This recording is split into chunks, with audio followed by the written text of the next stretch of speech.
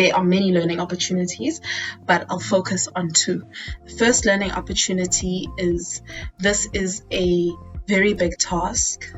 It takes a lot of dedication and it takes a lot of buy-in from different stakeholders.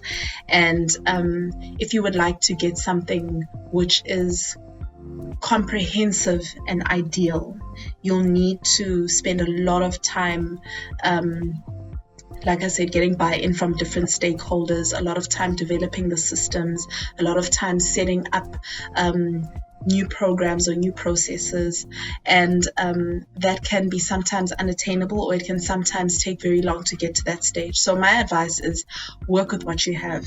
Rather start small. This has been our experience anyway. Start with what you have. Begin the process using a department or a system or a program that you already have running, and start from that base. Use the buy-in that you do have already, and then once you have that buy-in, then you can start to build from there. If you are going to wait for all your ducks to be in a row before you start anything, then you will wait forever. Some stakeholders will only jump on board once they've seen the success of the product that you're developing. So yes, my first set of advice is, take whatever you have, work with whatever you have, and then once you've started that process, you'll see it will get easier. My second set of advice is get political buy-in. Political buy-in and support is very important. It can be, it's really been, like I said, great on our side, the eThekwini municipality side, to see how much support we've had from our leaders.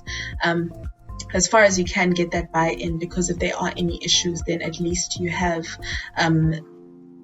the correct people to back you up. So we have a council resolution for the development of this portal, and it's because we had support from ours specifically. That being said, we also have support from our administrative leaders as well.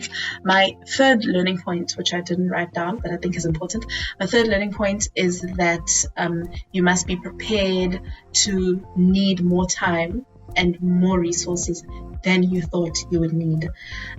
So as far as possible,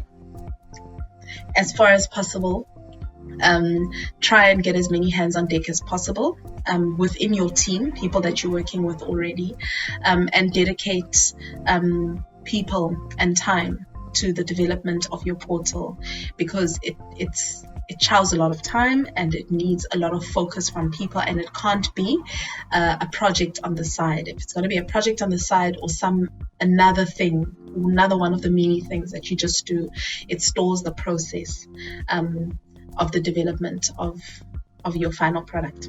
When embarking on a portal like this, there needs to be one or two champions within the department that really have a lot of time that they can dedicate to this. So it definitely requires at least 2 full days a week.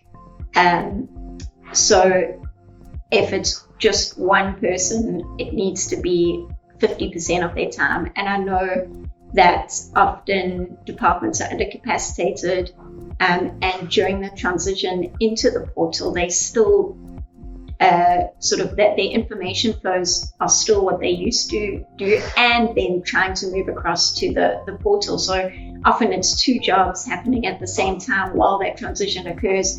So the key learning would be, make sure that there's someone who has the time to write content, to properly check content, to feedback to the development and the design team timeously, and to think strategically, also to form partnerships. There really is a lot that goes into this that I don't think people realize going into it. There also is an understanding that so the capacity, it's like a project, because that's what all of us are used to be honest. So you can imagine a research project or a construction project.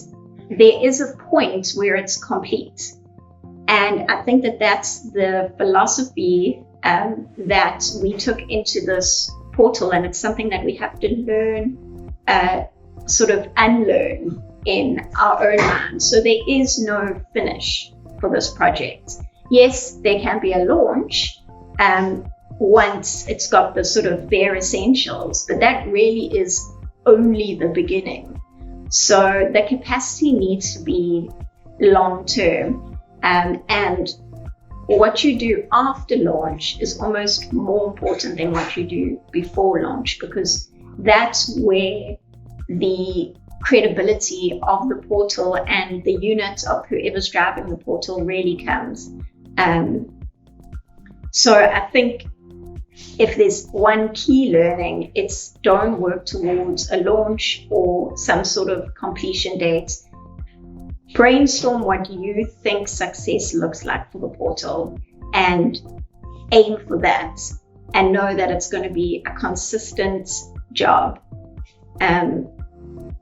that goes on for the life of the portal. So, for example, for the Edge team, maybe success is having businesses and councillors and management and all city employees regularly using the portal, giving feedback on the portal, two-way flow of information from academics and back. And that is still to be achieved and requires a lot more work, even though the launch happened months ago. And so I really think that whoever the champion is for this portal really needs to take that mindset on board, which I don't think is a sort of regular mindset when it comes to projects.